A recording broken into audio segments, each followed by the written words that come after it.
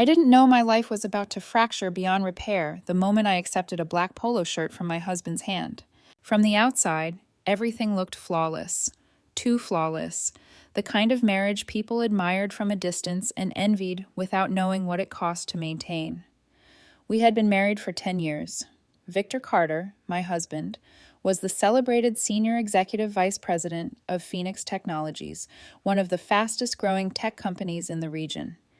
He was the face people recognized, the name quoted in industry articles, the voice applauded at conferences, and I was supposed to be proud, supportive, invisible. No one at that gala knew who I really was. Not the executives swirling champagne beneath crystal chandeliers. Not the investors adjusting their cufflinks while scanning the room for opportunity. Not even my husband, standing 10 feet away from me in his tailored tuxedo, laughing with people who believed his version of our story. Because the truth, one I had protected for 12 years, was that Phoenix Technologies existed because of me. I was the original silent founder, the controlling shareholder, the one who wrote the first check when Phoenix was nothing more than code sketches and caffeine-stained napkins. And yet there I stood, at my own company's shareholders' gala, holding a folded uniform like a polite suggestion of where I belonged. "Since you insisted on coming," Victor had said calmly, not even lowering his voice, "you might as well help out. Serve drinks. At least you won't look out of place." I remember the exact sensation in my chest when he said that. Not anger, not shock. Something colder, something final. I looked down at the polo shirt with the Phoenix logo stitched neatly over the heart, my company's name, sewn like a badge I wasn't allowed to wear with pride. Around us, laughter floated easily, music hummed, power exchanged hands with smiles and handshakes, and in that moment I realized something terrifyingly clear. My husband didn't just underestimate me, he had erased me. What Victor didn't know, what no one in that room knew, was that this night wasn't going to end the way he imagined. Because while he thought I was about to disappear behind a bar and pour drinks quietly, I had already decided something else. If I was going to be invisible, it would only be until the lights came on.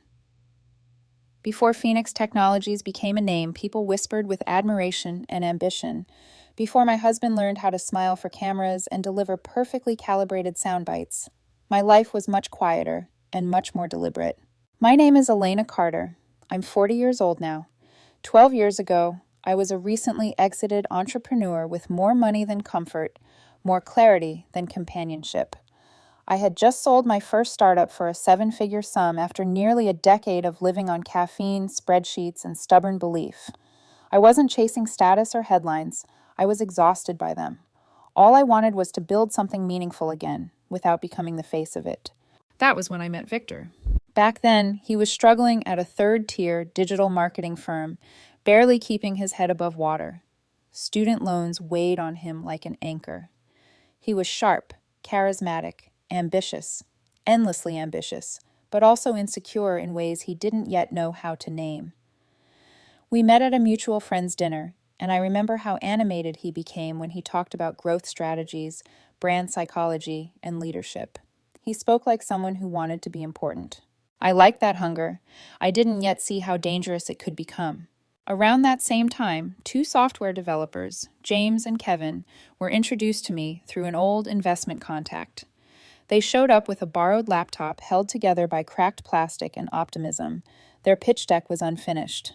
Their market analysis lived on coffee-stained napkins. But their technology was extraordinary. An enterprise automation platform that could change how mid-sized companies operated. I saw it immediately. I wrote the check. But I made one condition absolutely clear. I would remain anonymous. No board seat, no press mentions, no founder spotlight. I didn't want ego anywhere near this company's DNA. I wanted it to grow clean, without power games or hero narratives. James and Kevin agreed without hesitation. They were just grateful someone believed in them. Victor knew I was consulting. That's all I ever told him. Strategic advisory work, quiet investing, nothing flashy. He never asked for details. At the time, I thought that restraint meant respect. In hindsight, it meant disinterest. Phoenix grew, slowly at first, then faster than anyone predicted. Victor joined the company early, as a junior marketing coordinator. And to be clear, he earned his rise. He worked hard. He learned quickly. He He was articulate, persuasive, and tireless when recognition was on the line. Promotion followed promotion, title after title, until eventually he became Senior Executive Vice President. I was proud of him, genuinely. I cooked dinner most nights, managed our household finances, sat quietly in the background while he rehearsed keynote speeches in the mirror. When he doubted himself, I encouraged him. When he succeeded, I celebrated him. But somewhere along the way, something shifted. Our shared history began turning into his story. He started talking about Phoenix as if it were born from his sacrifices alone. Late nights, missed vacations, personal trade-offs. His social media filled with carefully framed photos, inspirational captions about leadership and resilience. I wasn't tagged. I wasn't mentioned. I wasn't needed. At company events, introductions became vague. This is Elena. She does some consulting. The way he said it made my entire life sound like a hobby. I didn't correct him. I told myself it didn't matter. That love meant letting your partner shine. That recognition wasn't why I invested my time, money, or heart. But invisibility has weight, and I had been carrying it for years. By the time the shareholders' gala invitation arrived, tucked beneath a stack of magazines like an afterthought, I already knew something was wrong. I just didn't yet know how far he was willing to go to remind me where he thought I belonged. The first warning signs didn't arrive like explosions. They came quietly, disguised as small, reasonable moments, easy to excuse, easier to ignore. Victor stopped asking my opinion. At first it was subtle, a comment here, a decision there. He would come home late from work, energized and glowing, and talk at me rather than with me, reciting boardroom victories, name-dropping executives, reliving applause. When I offered insight, he smiled politely, the way people do when they've already decided you don't belong in the conversation. "You wouldn't find this part very interesting," he'd say, or worse, "It's kind of above consulting-level strategy." I laughed it off. I told myself he was tired, under pressure, growing into a role larger than himself. But pressure doesn't invent arrogance, it reveals it. At family gatherings, his parents began echoing his narrative. His mother would boast about her son building Phoenix from the ground up. His father asked me once, genuinely curious, not unkind, if I'd ever considered finding something more stable than consulting now that Victor was the real provider. I remember holding my wine glass too tightly that night, my knuckles aching, while Victor stayed silent. At company events, I became background decor. He would walk several steps ahead of me, already mid-conversation, never pausing to introduce me properly.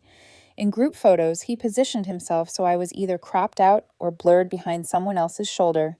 When I reached for his hand in public, he'd gently pull away, just enough to preserve his image of independence. The worst part wasn't the neglect. It was the rewriting. Our wedding anniversary became a footnote to his latest contract win. Our vacations turned into much-needed resets after carrying the company. Our home, purchased with my money years before our marriage, became the lifestyle his success provided. I started questioning myself. Was I being overly sensitive? Was this just what supporting a powerful man looked like? Then came the gala. The invitation arrived by private courier, heavy cardstock, gold embossing, luxury in physical form. Phoenix Technologies Annual Shareholders Gala. I found it hidden beneath a pile of interior design magazines, as if it had slipped there by accident. When I asked him about it over dinner days later, he didn't even look up. "You really don't need to come," he said casually. "It's high-level networking, very industry-specific. You'd probably be bored." The words landed like a slap. After 12 years of silence, after funding every salary, every chandelier, every flute of champagne that gala would serve, I'd be bored. I smiled. I told him I'd love to support him, that I wanted to see his world. Something unreadable flickered across his face, and in that moment I realized something else. Victor wasn't afraid of me being there. He was afraid of what I represented. Because deep down, beneath the titles, the applause, the curated confidence, he knew the truth. And people who build their identity on borrowed ground are always terrified someone might notice the foundation. The gala wasn't just another event. It was the stage where everything I had swallowed in silence was about to surface, whether he was ready for it or not. The night of the shareholders' gala arrived dressed in elegance and betrayal. I remember standing in front of the mirror, adjusting the fall of my black evening gown, smoothing fabric that suddenly felt heavier than it should have. I didn't dress to impress. I dressed to belong, to remind myself that I had every right to take up space in that room. Victor barely looked at me as we left the house. At the Grand Meridian Event Center, everything gleamed with intentional excess. Floor-to-ceiling glass walls framed the city skyline like a promise. Marble floors reflected crystal chandeliers.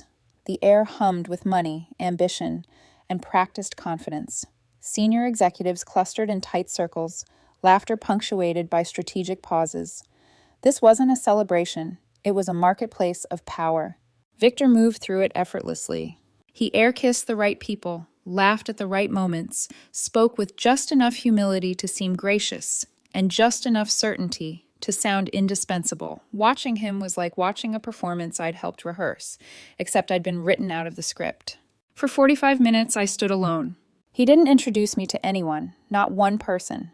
I hovered near a marble column, sipping champagne slowly, observing. I watched him become the man everyone admired, the visionary, the leader, the success story, and I watched myself become invisible. Then Jennifer, one of his close colleagues, approached me. "You must be Victor's wife," she said, smiling in a way that never reached her eyes. "He mentioned you do consulting?" The word landed with a soft thud, like something slightly embarrassing. "Yes," I replied calmly. She nodded, already scanning the room over my shoulder, her interest evaporating. 20 minutes later, Victor finally returned to my side. Without preamble, without explanation, he pressed something folded into my hand. A black polo shirt. Phoenix Technologies logo embroidered neatly over the chest. "Since you insisted on being here," he said quietly, "you might as well help out. Serve drinks, or assist the catering staff. At least you'll have something to do instead of standing around." For a moment, the world narrowed to that square of fabric in my hands. I felt my heartbeat in my ears. My fingers went cold. Not from humiliation, no, something deeper than that. Recognition. This wasn't a careless insult. This was intentional. My husband, the man I had supported, protected, funded, and believed in, had just assigned me a role. And it wasn't beside him. It was beneath him. I looked up at his face, searching for hesitation, doubt, anything. There was nothing, just mild impatience, as if I were being difficult by existing where he didn't want me. So I nodded. "I understand," I said softly. I walked toward the bar, changed into the polo shirt in the service area, and stepped behind the counter like I belonged there. And the truth was, I did. I'd bartended in my 20s while building my first company. Muscle memory returned easily. Ice, pour, stir, smile. Executives chatted idly while I served them drinks funded by my own investment. The irony tasted bitter and sharp. Jennifer returned with others, laughter barely contained. "This is adorable," she said loudly. "Victor's wife is bartending. What a supportive couple." Someone else chimed in. "She conquers tech. He serves drinks. Modern balance, right?" Their laughter cut, but I didn't flinch. What finally shattered something inside me was overhearing Victor speaking with his supervisor, Director Phillips. "She's lucky I even bring her," Victor said, voice perfectly calibrated for nearby ears. "She wouldn't understand real strategy." Phillips chuckled. "As long as he stays out of the way and keeps you happy." They glanced toward the bar, toward me, and laughed. That was the moment. Not when he handed me the shirt, not when they mocked me, but when I realized he believed it. He truly thought this was where I belonged. I checked my watch. 9:30 p.m. Time. The lights dimmed suddenly. Conversations died mid-sentence. The master of ceremonies stepped onto the stage, voice clear and commanding. "Ladies and gentlemen, tonight we have a very special surprise guest. Someone whose quiet investment and vision made Phoenix Technologies possible." My heart slowed. "Please welcome the original founder and majority controlling shareholder, Elena Carter." Silence. Absolute, crushing silence. Victor turned so fast I thought he might fall. His smile evaporated. His grip tightened on his glass. His face drained of color. This must be a mistake," he stammered. "My wife just shares the same—" I was already walking toward the stage, still wearing the polo shirt, still calm, and for the first time in years, completely done pretending.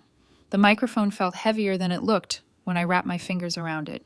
I let the silence stretch, long enough to make people uncomfortable in their tailored suits and polished heels, long enough for Victor's denial to collapse inward, for Director Phillips to blink like his brain was rebooting, for whispers to freeze halfway into existence. "Good evening," I said finally, my voice steady, almost gentle. "And Victor, thank you, truly, for letting me help serve drinks tonight. It's been enlightening. A ripple moved through the room. Not laughter, not yet, but recognition. The kind that comes right before understanding lands. I continued, slow and deliberate. Most of you know Victor Carter as Phoenix Technologies' Senior Executive Vice President, the visionary, the public face of our growth, and he earned much of that reputation through hard work and undeniable talent. Victor stared at me, eyes wide, breath shallow. I didn't look away. But tonight, I went on, isn't just about celebrating visible success. It's about acknowledging the foundation beneath it, the people who built quietly, who invested before there was applause. Murmurs began spreading, cautious but alive. I was the first to believe in Phoenix 12 years ago, I said, before office space, before salaries, before logos embroidered on uniforms. I glanced down briefly at the polo shirt. When the business plan fit on napkins. Director Phillips stepped forward, voice tight. Are you saying you're the Elena Carter we've been corresponding with through intermediaries? I nodded once, clean, final. Yes. The room shifted. Phones came out. Someone inhaled sharply. Victor's face had gone completely pale. I chose anonymity, I continued, because I wanted to know something very simple. Who would respect me when I had nothing to prove? I paused. That experiment has reached its conclusion.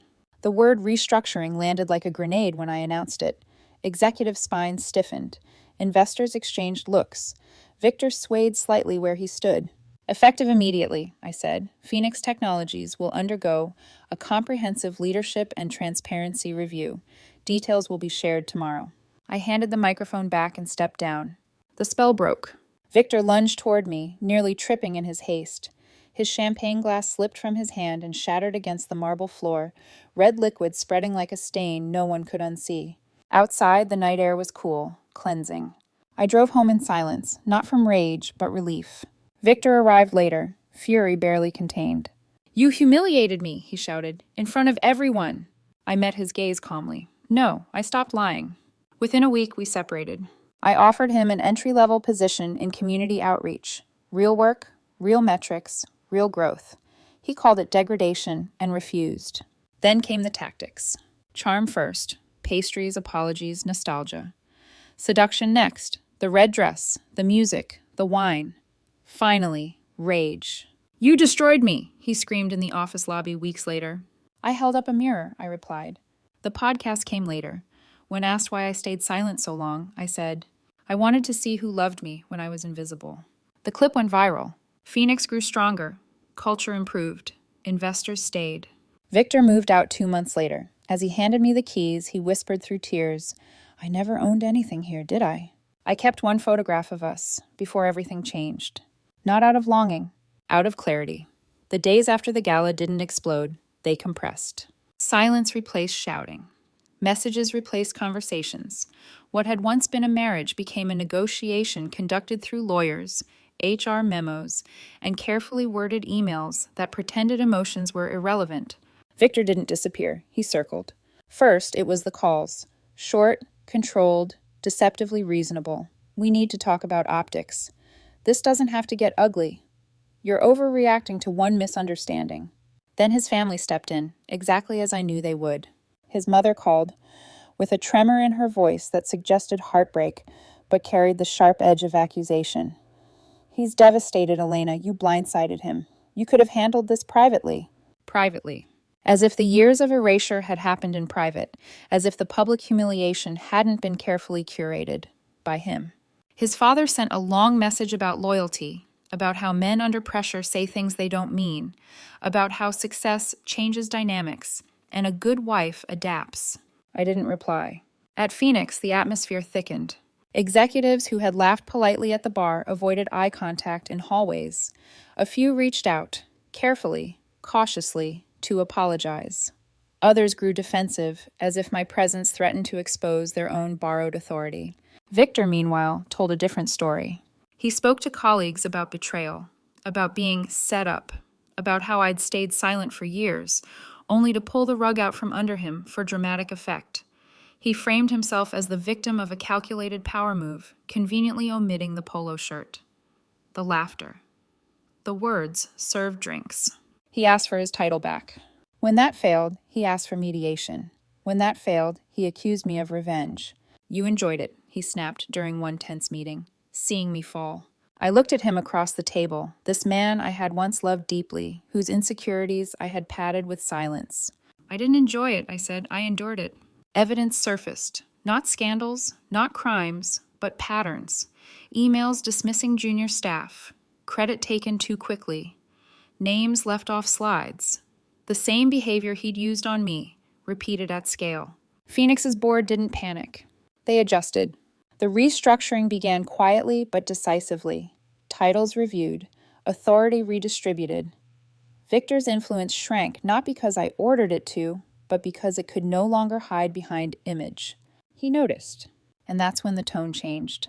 You owe me, he said one night, cornering me near the elevator bank. Everything I built. You built on, I interrupted. There's a difference. He laughed, sharp and hollow. So this is punishment? No, I said. This is consequence. Weeks passed. The podcast clip went everywhere. Messages flooded in. From founders, spouses, employees who felt unseen. Phoenix's stock rose. Transparency calmed investors. Culture improved in measurable ways. Victor tried one last time to reclaim control, this time through intimacy. He showed up unannounced, wearing familiarity like a weapon, soft voice, careful apologies, promises to do better. I listened. Then I remembered the polo shirt, the way he'd handed it to me without hesitation. I don't want a version of you that appears when you're losing, I said quietly. I wanted the one who respected me when you were winning. That was the moment something in him broke, not dramatically, but finally. The anger drained, leaving something smaller. Fear. Because Victor was discovering what I already knew. Power borrowed always returns to its owner. And I was done lending mine. The strange thing about hitting rock bottom is that it doesn't always feel dramatic. There were no screaming matches, no shattered furniture, no grand exit where the door slammed hard enough to echo through memory. The lowest point of my life arrived softly, on a Tuesday night, alone, in a house that suddenly felt far too large for one person. Victor had officially moved out that morning. The closet was half empty, his side of the bed untouched. The air carried a faint absence, like a song that had stopped playing but still rang in the ears. I stood in the doorway longer than I needed to, staring at the indentation his suitcase wheels had left in the carpet. That was when the weight finally settled. Not triumph, not vindication. Grief. I sat on the kitchen floor and cried, not because I missed the man he had become, but because I missed the version of us that once existed before ambition hollowed him out, before power taught him that love was something to manage, not honor. The doubts came then. Should I have confronted him sooner, privately, gently? Was exposing the truth worth the collateral damage? Friends were divided. Some told me I'd done what was necessary. Others avoided the subject entirely, uncomfortable with the scale of the fallout. His sister sent a message that burned with accusation, calling me manipulative, cruel, dishonest for letting him live a lie. I stared at that message for a long time, because part of me wondered if she was right.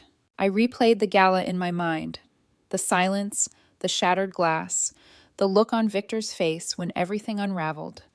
I felt the echo of it in my chest, not as satisfaction, but as consequence. Leadership doesn't erase loneliness. That night, I opened my desk drawer and found the photograph I'd kept from years ago, Victor laughing, unguarded, holding a clipboard from his early days at Phoenix.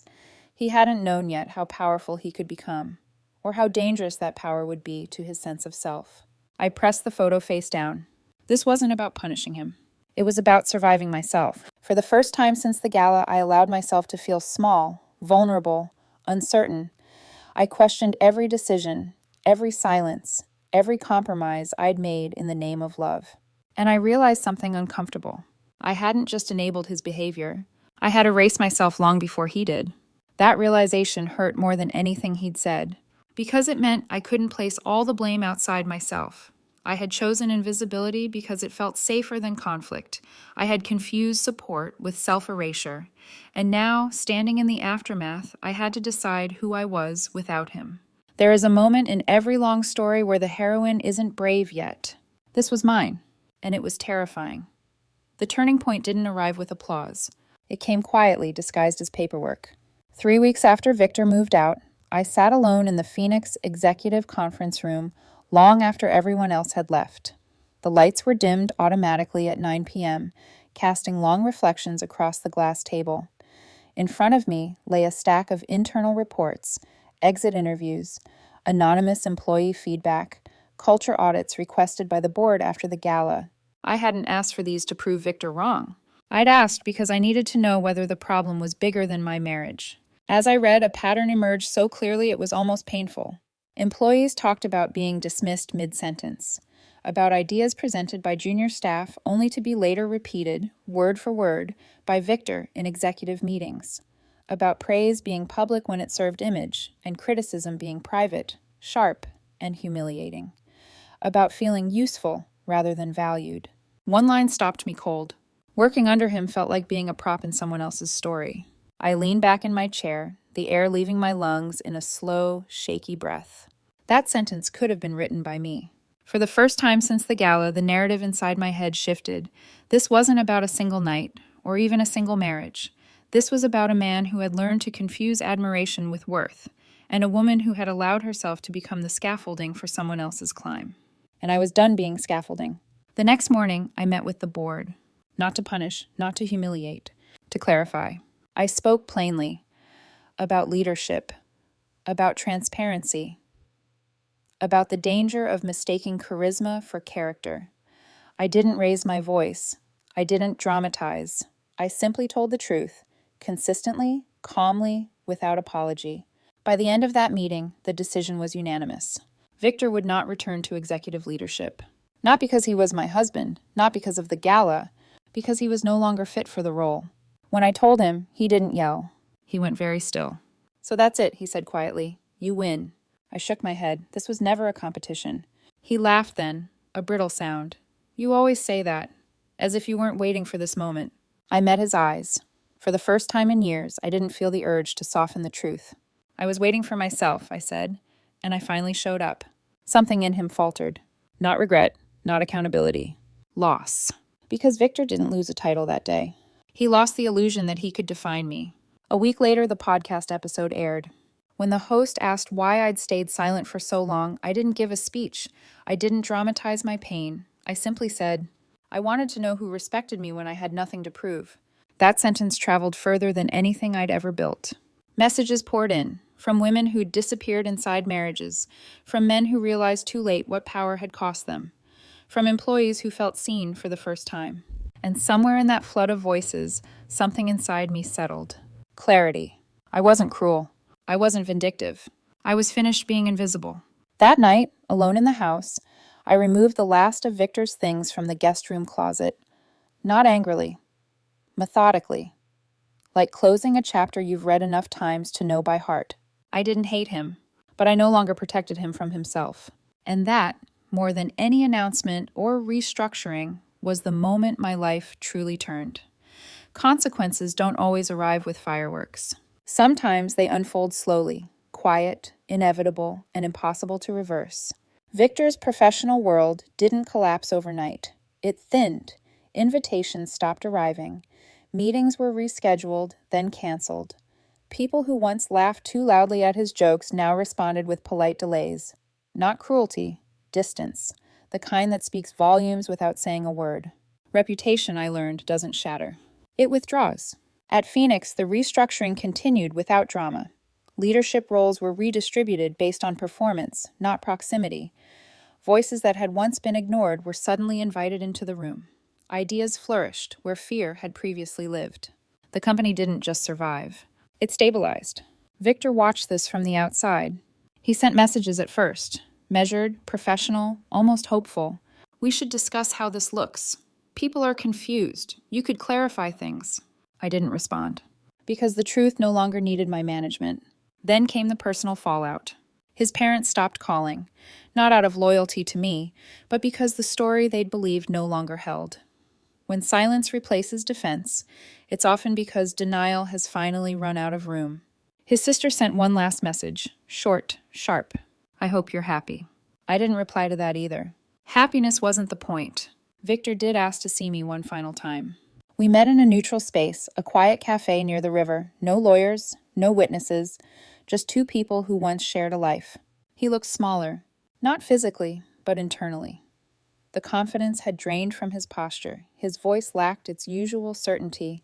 "I don't know who I am without all of this," he admitted, staring into his untouched coffee. I considered him for a long moment. "I didn't either," I said softly, "but I learned." He nodded slowly, as if that truth hurt more than anger ever could. "I thought power would make me safe," he said. "And I thought love meant disappearing," I replied. We sat in silence after that. Not awkward, just final. 2 months later, he moved out permanently. Standing in the driveway beside his packed car, he handed me the house key. His eyes were red, his voice barely steady. "I never really owned anything here, did I?" I didn't correct him. Ownership isn't always legal. It's emotional. After he drove away, I walked back into the house and felt something unexpected. Peace. Not the loud kind, the kind that settles. Phoenix Technologies entered its strongest year yet. 6 new products launched. 5 international markets opened.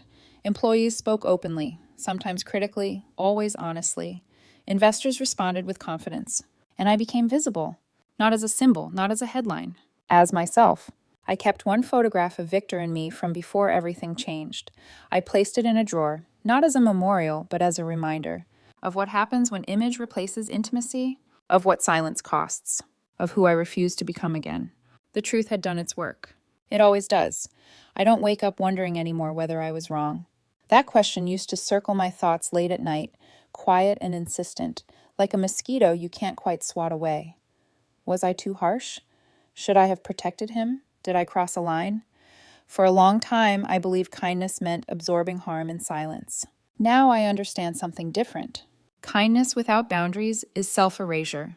My life today is quieter, but it's honest. Phoenix Technologies runs in the open now, exactly as it should have from the beginning. I walk through the offices and people look at me directly, not with fear, not with awe, with trust. They speak freely, they disagree, they contribute. That matters more than applause ever did. I don't pretend I wasn't hurt. I was, deeply. Losing a marriage, even one hollowed out by imbalance, still feels like losing a future you once believed in. There are moments when I grieve the man Victor used to be, the one who laughed without calculation, who didn't yet confuse admiration with love. But grief doesn't mean regret. It means growth. What I've learned is this. People don't become cruel overnight. They become comfortable. Comfortable taking credit. Comfortable being centered. Comfortable letting someone else disappear so they can shine brighter. And the most dangerous lie we tell ourselves is that staying silent is the same as being strong. It isn't. Strength is telling the truth when it costs you something. Dignity is refusing to beg for recognition in a life you helped build. Love, real love, never requires you to shrink. If you're watching this and you feel invisible in your own story, at work, in your marriage, in your family, hear me clearly. You don't need to explode. You don't need revenge. You don't need to humiliate anyone. You only need to stop lying for them. The truth has a way of finishing what we start. And when it does, what remains isn't destruction. It's space. Space to stand fully in who you are, without apology, without explanation, and without fear of being seen. That's not cruelty. That's freedom.